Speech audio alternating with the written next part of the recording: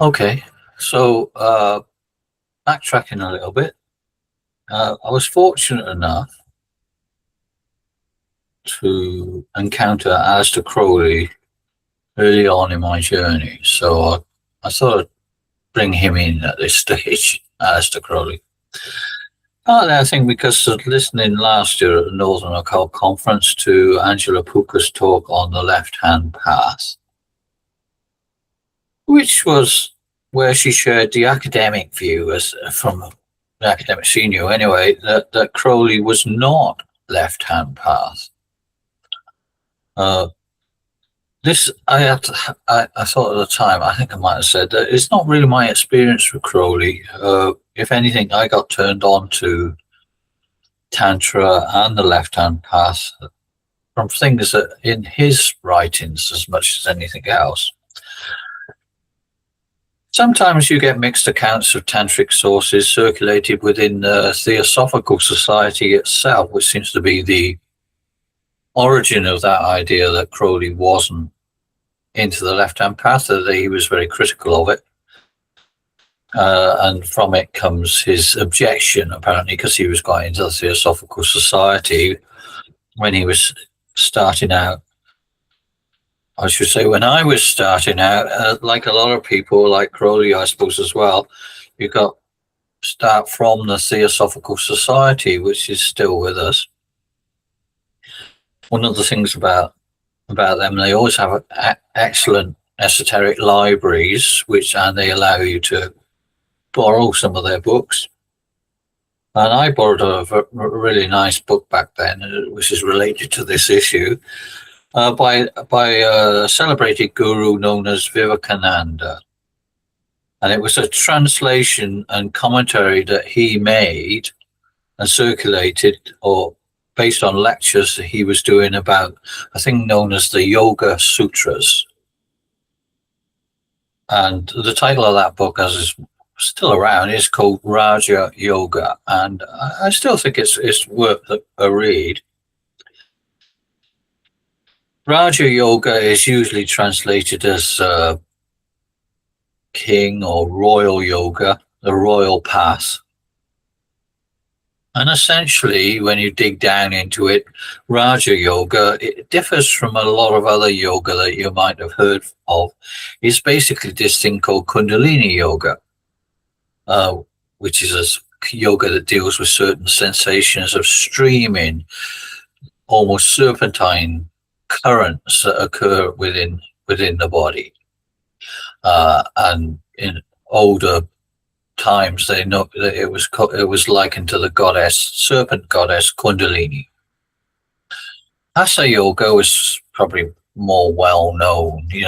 Is mainly a kind of sporty type thing, or it's an exercise, physical exercises that religious people need, right? Because religious people maybe spend a lot of time reading books or quite sedentary life, really. So they need everybody needs some physical activity to kind of complement that. And Hatha Yoga does that, but it's a bit different.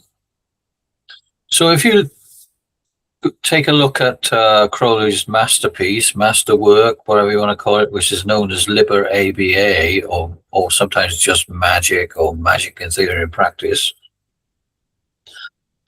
which in my opinion is still one of the best modern grimoires on the topic of magic. And you could do worse than to kind of learn your magic from that book. I think you could also call it a Tantra. In the sense, one of the meanings of Tantra would be as a book, literally as a book. They usually are books. A book about magic, or a technical practice of some sort. So the term can also be applied to medical tantras, and principally things such as Ayurveda, although Ayurveda is only one of the medical systems that spiritual and all the rest that exists within India, although that is the kind of tantric one, certainly important tantric one. Crowley's book is actually 4 different books, or broken down into 4 different parts. Part part one, and this is the point, if you look at the small print in part one in various editions, you'll see that part one is actually Crowley's version of this thing called Raja Yoga, or the Royal Yoga. He put it in his own words, in other words. So Crowley's grimoire was never fully published in his lifetime back in when he died in 1947. And it was not until someone called Kenneth Grant, kind of well-known expert and magical teacher, together with Crowley's literary secretary John Simons, produced their own edition of Crowley's masterwork, and that's way back in 1976. And it's a bit more like what the original intention was. Quite a lot of editions of this book that circulate are sort of cut down versions or whatever. The Mandrake Press, the original Mandrake Press edition, is 1929 and reproduced by Dover in a kind of economical edition. It's probably still around, but it misses a lot out one way or another. The most important thing was that the grimoire should begin with a treatise on yoga. And yoga, as my friend Mahindra used to put it, is preparation for making love. Well, there you go. And making love was for Crowley the heart of magic. In other words, of his sacred book, was another Tantra really connected with this, where he says in Liber Al, which is another book he wrote, all acts of love and pleasure are my rituals, which makes it easier, doesn't it? You know, if that was true, you might wonder why we have to make it so complicated. Good question. Maybe it's always the way of things, that things never stay simple for very long. This has been remarked on and is famous within the Indian tradition itself, was kind of quite clever at noticing these things. There's a celebrated teacher known as Chaitanya who has this connection. I suppose you'd say the Hare Krishna people that you sometimes see in our high streets chanting and drumming and singing their famous mantra. Now, Hare Krishna people, really that tradition stems from this teacher, medieval teacher known as Chaitanya, who was a Brahmin and an incredible scholar of the tradition and of the language and all the rest. He really knew what he was talking about. But in the end, he came out with a sort of tantric idea, really. The important thing about Tantra is simplification. And he said he didn't really need to know all of these different rules and regulations and texts and whatever. All you needed was all you need is love, or as you could say, all you need is the Hare Krishna mantra, which various renditions around. I'm not sure if I can play a little snippet of it, but one of my favorites would be by Krishna Das, who is a singer, and I don't think he's Indian by birth or anything, but he seems to know the tradition pretty well, and there's a very nice version of that on YouTube, and obviously there are albums and concerts, but that really brings it to life for me.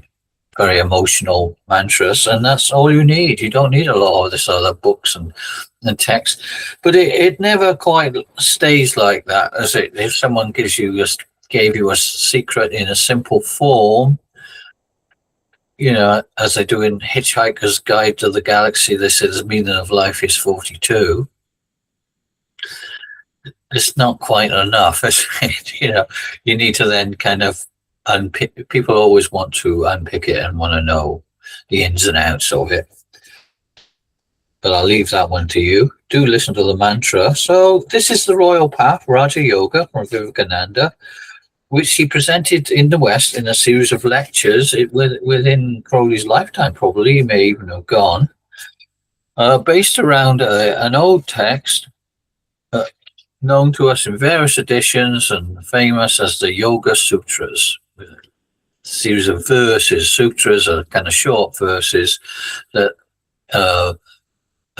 expound the secret of yoga, but not yoga in terms of postures. It does mention posture and all these things that you associate with hatha yoga, but it's very minor role, right? You only need to be able to know how to sit in a couple of basic postures.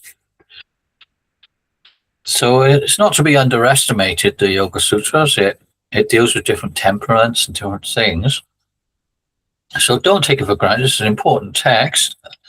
I'm not saying it's a tantric text. The dating shows us that it's a pre-tantric text. It comes just before Tantra, and often the first tantric text, which I'll talk about in a minute, or in at some point in this series of recordings,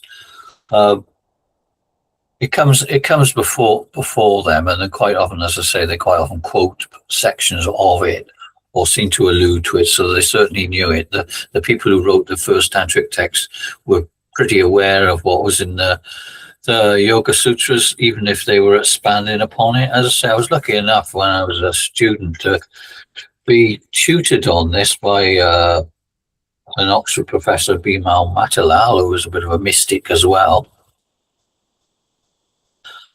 If you know anything about the Yoga Sutras, the first thing you notice who wrote it. It's written by named as Patanjali, and that name Patanjali crops up in other sources, including tantric ones and alchemical ones. So he was some sort of adept, a magician. Whether he was a real person or probably an adept who became viewed as a kind of supernatural entity in his own right, and later on worshipped as a demigod, half man, half. Well, in his case, the interesting thing is, if you look at images of Patanjali, you don't really see an image of a man. You see an image of kind of partly of a man surrounded by snakes and serpents rearing up around him with the chakras and all the rest. But the lower part of his body is a serpent. So that's obviously telling you something there, right? Someone's trying to tell you something, that Patanjali and the serpent energy, which is the Kundalini and all this, the body and Tantra, all these different things interconnect in some ways. So it's good to remember all of that, and to think also, going back to our kind of the other half of our subject, that prior to this in Egypt, the human body was also considered to be inhabited by serpents, or certainly one serpent, more than one actually, or snakes. Thus, the image that I often show of from Egypt, and which could be used to illustrate this talk, of a figure, a character known as the mysterious lady or mysterious woman. It's usually translated as the mysterious lady, which probably the writing in the hieroglyphic has a certain nobility to the way that she's referenced. She's obviously quite a special character. And sometimes she's actually also referred to as the goddess Nuit. But whatever, mysterious lady, she's always depicted with a lot of serpentine energy, a lot of snakes, primarily with two snakes. And hopefully we'll talk about that at some point a little bit later when we talk about some of the other parallels between Egypt. It's like we have to describe what is already mysterious in India, and some of these quite strange ideas. At the same time, we find that the parallels of Egypt help us to understand the sort of things they might be getting at. So the two traditions enlighten each other. That's one of the kind of core, and they're probably one derives from the other. Is it wouldn't be such an outrageous idea as people think that countries are not that far apart. Let's say that the snakes, there's something tubular as well. I mean, obviously, you can think, even in terms of modern anatomy, you might think that there's something a bit serpentine about the intestines and all these channels and tubes that run throughout the body, some with things that we don't really understand. So there's a sort of, it's almost like a simple life form is a tube, or a complex tube of one sort or another. The kind of things go in one end and come out the other, and there's sort of various nervous things happen in between. Certainly, if you come forward to our time, and the psychologist Wilhelm Reich, he puts it in a modern sense. He may have been aware of the serpent power, the serpent energy, these strange tubes and kundalini and all the rest. Who knows? I don't know. It's quite likely. But he turns it in terms of modern physiology, and he talks about streaming, the streaming of energy, the flow of energy that occurs within the body, and what makes that happen and what stops that happening. How much, how muscular tension and posture, if you like, can be used to suppress these disturbing emotions, or that these disturbing feelings can arise spontaneously when that mechanism of suppression is disrupted in some way, and people experience the streaming in an unpleasant way, or it's unusual. You're not used to this idea of these kind of streams of energy flowing through the body, but they're definitely there, and depending on the person, they're you could say it's psychosomatic, if you like, put it that way. But certainly people experience flows of energy, electricity through their body, and sometimes they learn to live with that and to make something of that, and sometimes they learn how to suppress that, or whatever, one way or another. So over thousands of years, people have been referring to that, and it's given that that's the case. It would be strange if the Egyptians hadn't noticed it as well. So it used to be said that the Yoga Sutras, as I say, were not strictly speaking tantric texts, but Vivekananda, got an image of him, obviously felt that they were sort of, or the Yoga Sutras did have this tantric element to them. Perhaps he knew something that he wasn't telling people at the time, or he was. If you look at him, he's a kind of mystic, isn't he? I think he would know the tantric tradition. He would have initiated insider knowledge on this, which is what he inserts into the book. Because even though Kundalini is not mentioned in the Yoga Sutras themselves, he introduces it in terms of diagrams, and he talks about it. Specifically talks about this serpent power. So he's talking about something that isn't actually in the Yoga Sutras. So he's using his own. He's extending it. People probably didn't notice that. That is left-hand path stuff, really, in magic, in Tantra, and all the rest. As I say, the recent discoveries from India in terms of texts and translations and stuff, which kind of add even more detail to what Vivekananda might have known. As I say, the earliest tantric texts, just to give you a bit of orientation, they're not as old as people sometimes crack on about. There may have been kind of an older tradition, but certainly in terms of what is in the discourse, what is actually there in print, if you like, or in manuscript form, dates to about our era, about 1500 years ago. People usually say 450 to 550 of the Common Era. So it's a long time ago, but it's an interesting time as well, but it isn't kind of lost in the mists of time, as we sometimes say. And the Yoga Sutras are just before that. They're usually dated to the period just before 450 of the Common Era. Something to get your head around some of these ideas. Wherever you say, to complicate things, as you say, it's important for the Indian government, in a way, to emphasize how really, really old the Indian tradition is, which it is. But that means an awful lot of things tend to get read back right to the beginning of their timeline for some reason.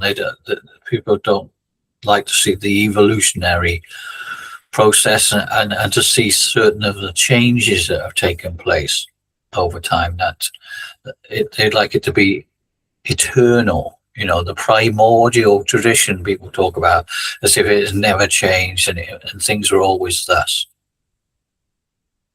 Okay, so if you put it in that date, interestingly as well, it makes it not so different in time from other traditions and happening in a similar moment in other parts of the world. So it enables us to make connections, not that one necessarily influences the other, but that it's part of a kind of common ground where these ideas are emerging and being swapped and discussed. And the one that really interests a lot of people at the moment is the thing known as the Greek Egyptian or Greco-Egyptian magical papyri, abbreviated sometimes to PGM, although that can be a little bit misleading as well as to how heterodox these ideas are. But a lot of the ideas of the PGM kind of coincide, certainly in the time frame, with a lot of ideas of Tantra. Hence the idea that maybe Tantra is absorbing some of those ideas and extending them. Some of the core concepts I would acknowledge can appear in older times. Nobody's doubting that. But so, for instance, the Yoga Sutra has the idea of chakras, which we saw on the Indian flag and all the rest. But it only mentions one chakra, which is and it has a different name for it. It calls it the Nabi chakra, the navel chakra. Maybe they might have thought of it was important to describe the other chakras, but they don't. Whereas Vivekananda does mention the familiar pattern of 6 or 7 chakras in the midline. He seems aware of that, and actually, it's obviously important to his ideas because he puts it in a little picture when there aren't many pictures right at the beginning of the book. So he obviously wanted you to get this message. So, as I say, the first tantras that exist, they are based on, you could say, or incorporate ideas from the Yoga Sutras. That's the point I wanted to make. So the Yoga Sutra, as difficult as it is, because it's a very terse little text and needs a lot of explanation, they're kind of related to the tantric point of view, but the tantras then take those ideas and they develop them in a different way, as they do with the medical ideas as well that come from tantra and from alchemy. They develop a more straightforward system based on it. I'm going to give some examples of that at some point in this series. But I think I'll just leave that hanging for now.